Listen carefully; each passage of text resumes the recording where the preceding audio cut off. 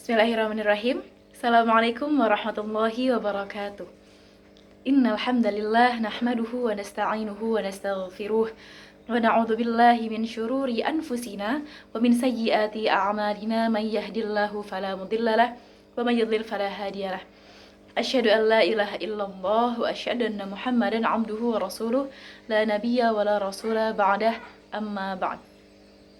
Yang terhormat Ustazah Nurlailah Saadillah STH MPD selaku dosen pengampu mata kuliah Ilmu Ma'anil Quran dan audiens yang berbahagia.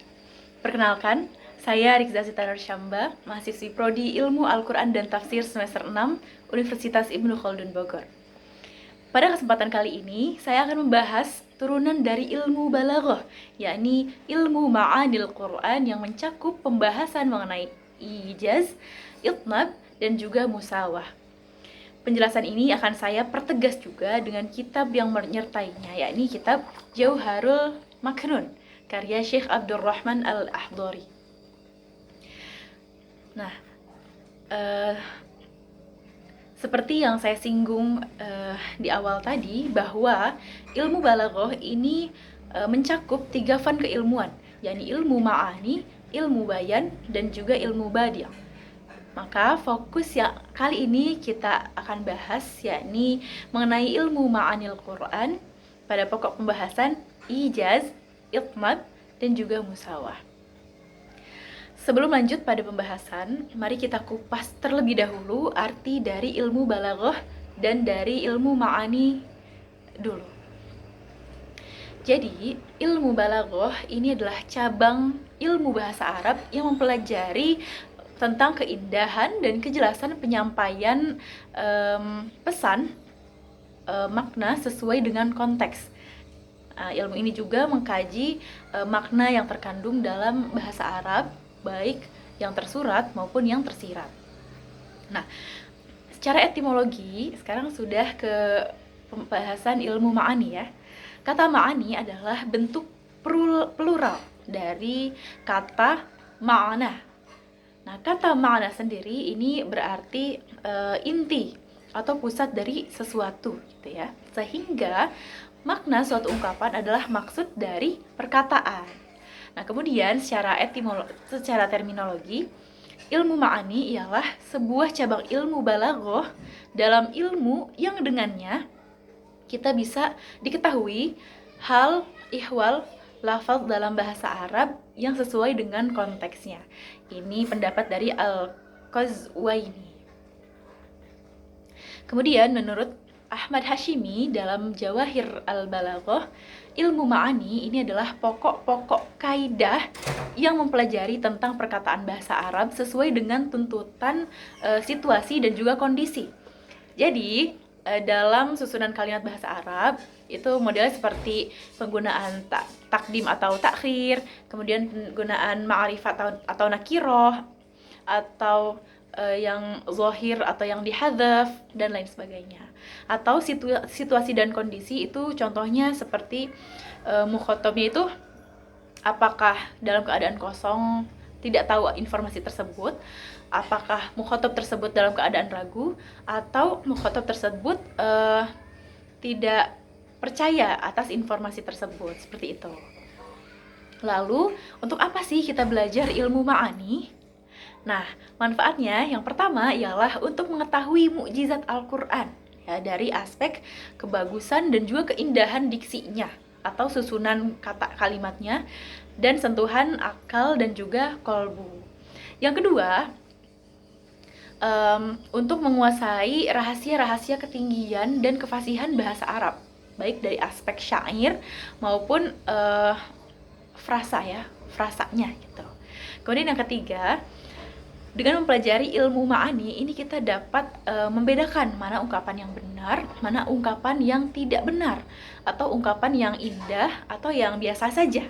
Atau kita juga bisa membedakan antara ungkapan yang teratur maupun yang berantakan gitu ya, yang tidak teratur. Nah, di dalam kitab Jauharul Maknun ini disebutkan wa hafizun ta'diyatul ma'ani an khata'in yu'rafu bil ma'ani. Artinya, ilmu ma'ani adalah ilmu yang menjaga jangan sampai mutakallim itu salah di dalam menerangkan makna yang di luar makna yang dikehendaki. Itu disebut ilmu ma'ani. Gitu ya. Nah, dari sini dapat kita ketahui bahwa Al-Qur'an itu betul-betul firman Allah yang diwahyukan kepada Nabi Muhammad Shallallahu alaihi wasallam. Jadi, bukan karangan atau perkataan Nabi Muhammad sendiri, gitu ya. Kemudian, bahasa Al-Qur'an itu sangat baik ya. Sangat indah, baik dari segi susunan kalimatnya, kemudian isinya juga itu mencakup segala peristiwa yang terjadi di dunia dan juga di akhirat, sehingga Al-Quran ini tidak dapat ditiru oleh siapapun gitu ya. Sebagaimana kita ketahui bahwa ada 3 kali tantangan Allah menantang orang kafir untuk membuat semisal Al-Quran. Oleh karena itu, Al-Quran ini merupakan mukjizat terbesar Nabi Muhammad, dan para ulama itu sangat senang ketika dapat melihat makna Al-Quran yang indah berkat ilmu ma'ani dalam ilmu balaghah ini. Jadi perlu kita ketahui bahwa tujuan pokok dari ilmu ma'ani itu adalah untuk menjaga dari kesalahan pengertian yang dimaksud pembicaraan atau penulisan. Seperti itu.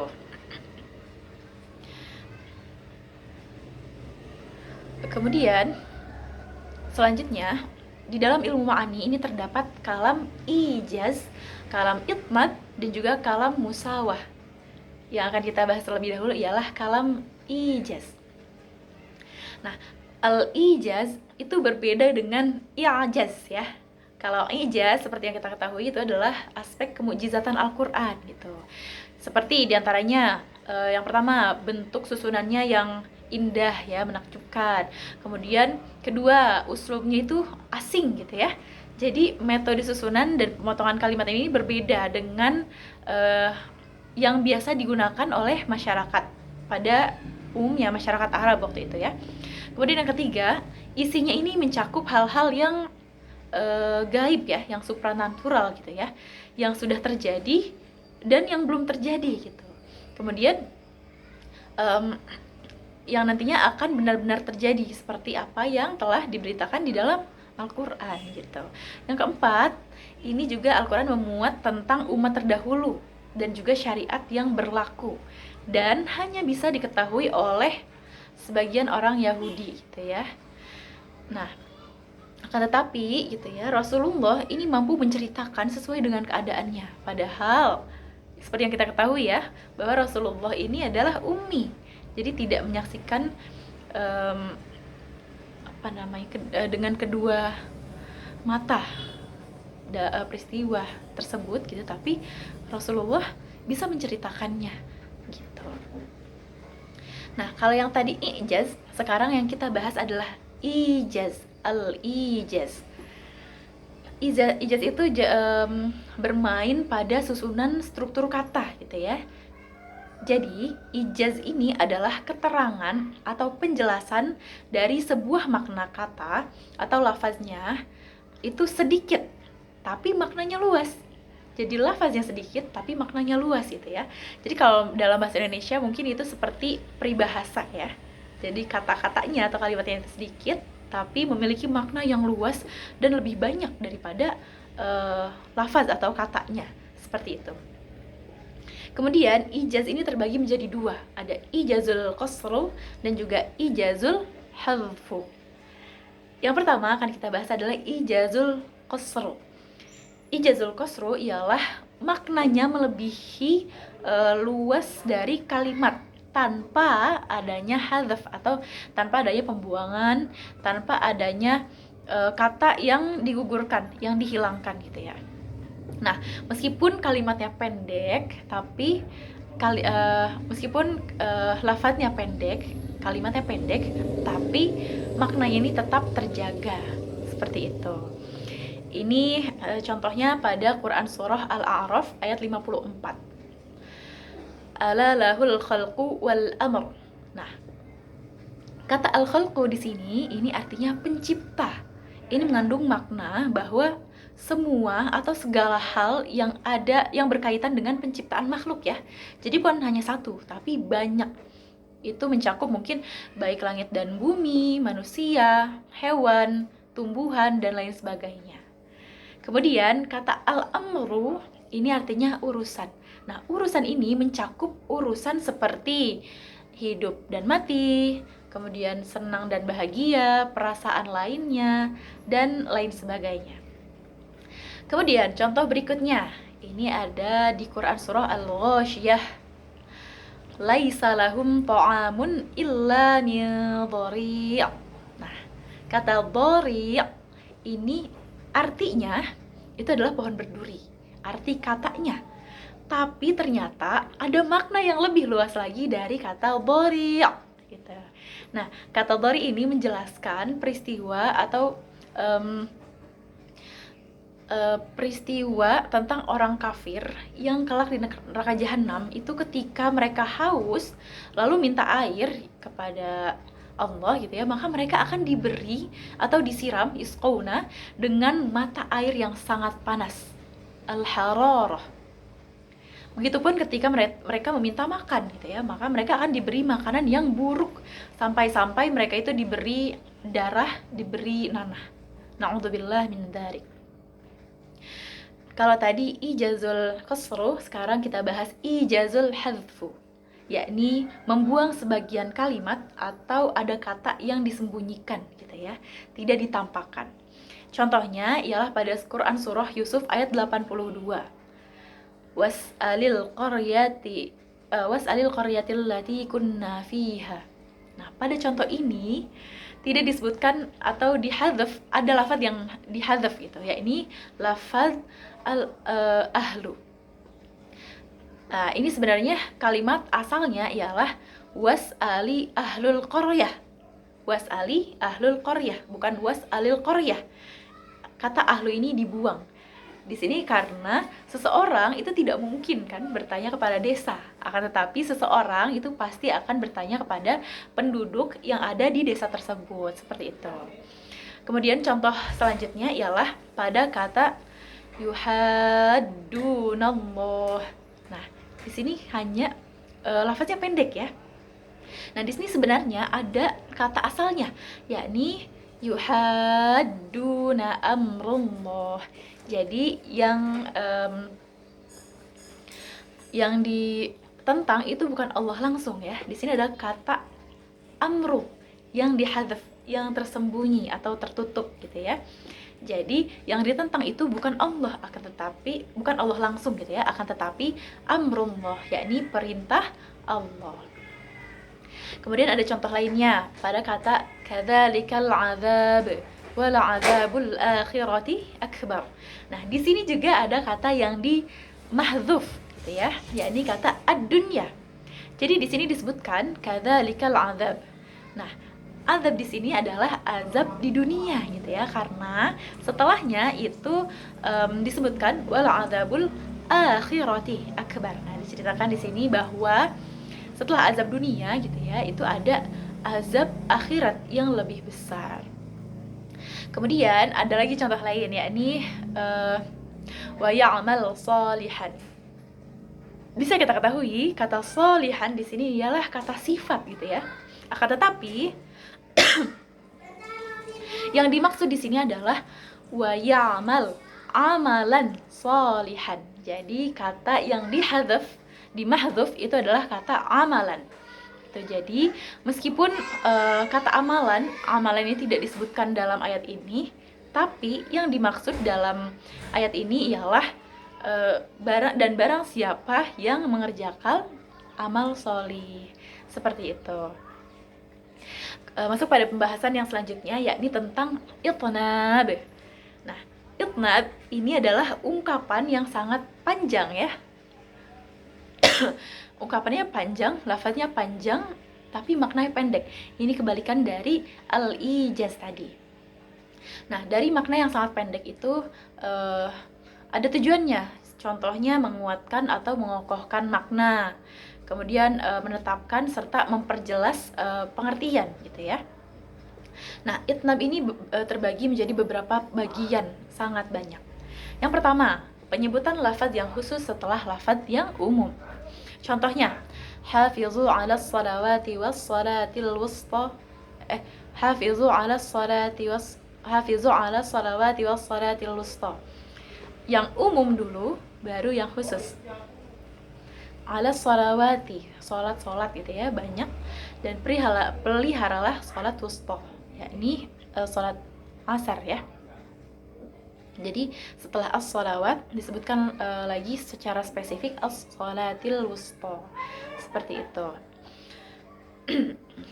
Ini dimaksudkan untuk mengingatkan bahwa sesuatu yang khusus, yaitu salat wusta, itu lebih utama daripada yang umum, yaitu salawat gitu ya. Sehingga keduanya ini memakai ungkapan yang berbeda, ada as-salawat sama as-salat. Ini seakan-akan merupakan sesuatu yang berbeda gitu. Kemudian yang kedua macamnya ialah penyebutan lafaz umum setelah lafaz yang khusus.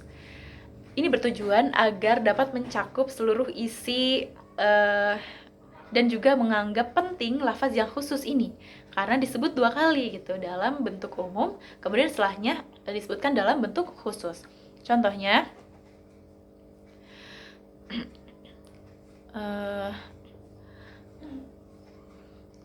Rabbighfirli wali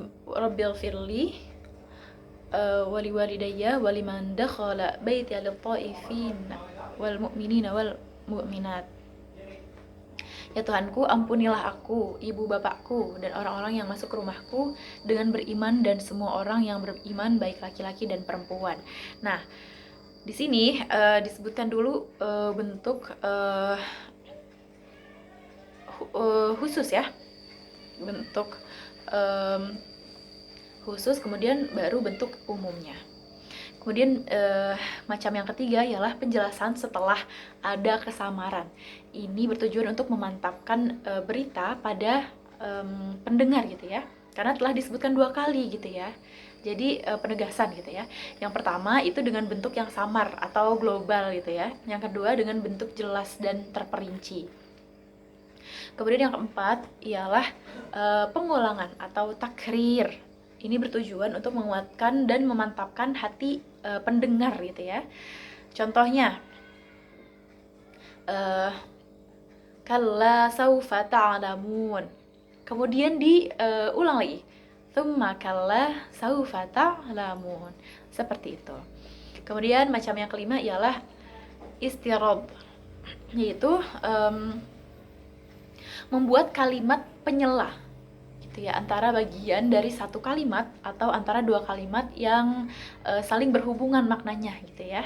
Contohnya ini untuk menunjukkan dahsyatnya peristiwa, seperti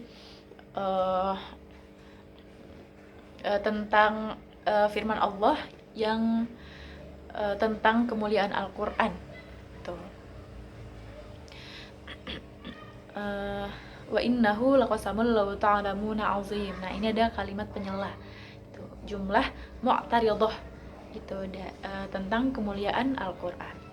Kemudian yang keenam ialah ilghal, yaitu mengakhiri kalimat dengan suatu lafaz untuk maksud tertentu. Padahal makna kalimat itu sendiri itu telah sempurna tanpa lafaz itu. Jadi dikasih kalimat penambah gitu ya. Nah, tujuannya seperti mubalaghah atau untuk lebih menguatkan lagi gitu ya. Seperti contohnya wa yarzuqu man yasha'u bighairi hisab. Allah memberi rizki kepada orang-orang yang dikehendakinya tanpa batas. Seperti itu.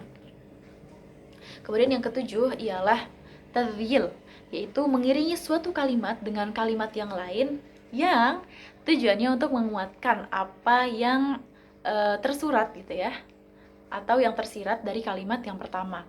Jadi diiringi kalimat satu dengan kalimat lain gitu ya. Seperti itu. Contohnya wa qul ja'al haqq wa zahaqal batil innal batila kana zahuqa. Ini diiringi gitu ya. batil innal batila kana zahuqa. Seperti itu. Kemudian yang kedelapan adalah ihtiras atau takmil, yaitu menghadirkan suatu kalimat ini untuk menghindari timbulnya salah paham gitu ya terhadap pengertian yang dimaksud sebenarnya. Jadi itu sudah dijelaskan, tapi karena takut menimbulkan kesalahpahaman terhadap pengertian sebelumnya yang dimaksud sebenarnya, maka ditambahkan kalimat untuk menghindari kesalahpahaman tersebut. Dan yang kesembilan ialah tatmim, yaitu mendatangkan ma'mul futlah. Nah, seperti maf'ul, kemudian hal, kemudian jar majrur, seperti itu. Nah, ini pada suatu kalimat yang tidak mengandung kesalahpahaman untuk mencapai maksud tertentu. Seperti contohnya mubalaghah. Kemudian masuk pada pembahasan yang terakhir, yakni mengenai musawah. Sesuai arti katanya, musawah ini artinya sama, sesuai, setara, sebanding. Nah, secara istilah, al-musawah ini adalah mengungkapkan kata-kata yang sesuai antara lafadznya dan juga maknanya. Jadi kalau tadi ada yang maknanya lebih banyak, lafaznya sedikit, ada yang lafaznya sedikit, maknanya banyak. Kalau musawah ini tengah-tengah, ini sama, sebanding. Seperti itu. Jadi tidak dilebihkan maupun dikurangkan. Nah, jika kata-katanya jika kata-katanya ditambah gitu ya, itu akan ditambah satu saja itu akan terasa kelebihan gitu ya. Dan bila kita kurangkan, kita buang satu kata saja, itu akan juga membuat rancu, seperti itu. Nah, ungkapan-ungkapan atau dalil dengan gaya al-musawah ini biasanya tuh digunakan pada naskah keilmuan, kemudian hukum syariat, kemudian perjanjian antar negara, ketetapan-ketetapan resmi, hukum agama tentang hak dan juga kewajiban. Jadi tidak mungkin hal-hal tersebut itu dipanjang lebarkan gitu ya. Tapi biasanya makna dan juga lafaznya itu seimbang gitu, agar lebih mudah untuk dicerna mungkin ya. Di sini contohnya, wala yahiqqul makru sayyi'u illa bi ahlih. Jadi rencana yang jahat itu tidak akan menimpa selain orang yang merencanakannya sendiri. Ini terdapat pada Quran surah Fatir ayat 43. Jadi di sini antara lafaz dan juga makna itu seimbang, sama. Tidak ada yang dikurangkan atau tidak ada yang dilebihkan pula. Kemudian contohnya dalam hukum syariat mungkin ya. Ini ada maka kafara fa'alaihi kufruh. Ini singkat ya, lafaznya singkat. Dan artinya juga barang siapa yang kafir, wa ma kafara, barang siapa kafir, fa'alaihi kufruh, maka dia sendirilah yang menanggung akibat kekafirannya itu. Ini terdapat dalam surah Ar-Rum ayat 44. Juga ini terdapat dalam hadis Nabi Shallallahu Alaihi Wasallam ya. Ini hadis yang sangat populer, yakni al-halalu bayyin wal haramu bayyin wa bainahuma umurun mushtabihat. Nah, yang halal itu sudah jelas terlihat, al-halalu bayyin wal haramu bayyin, yang haram juga sudah jelas terlihat, wa bainahuma, dan di antara keduanya umurun mushtabihat, ada perkara yang mutasyabihat. Jadi ini tidak dipanjangkan, tidak dipendekkan, seperti itu. Kemudian contoh yang selanjutnya ialah kullum ri'im bima kasaba rahin. Artinya setiap orang itu tergadai atau terikat dengan apa yang diperbuatnya. Sama ya, lafaznya sedikit, artinya juga sedikit. Kemudian ada juga contoh selanjutnya ialah wa ma tuqaddimu li anfusikum min khairin tajiduhu indallah. Apa yang kalian perbuat untuk diri kalian berupa kebaikan, niscaya kalian akan mendapatkan pahala di sisi Allah. Ini termuat dalam Quran surah Al-Baqarah ayat 110. Wallahu a'lam bishawab. Hanya ini yang dapat saya sampaikan. Semoga ada manfaatnya. Mohon maaf atas segala kekurangan dan juga kesalahan. Kesalahan murni datang dari saya dan kebenaran mutlak hanya milik Allah. Terima kasih. Wallahul muwaffiq ila aqwamit thoriq. Jazakumullahu khairan. Assalamualaikum warahmatullahi wabarakatuh.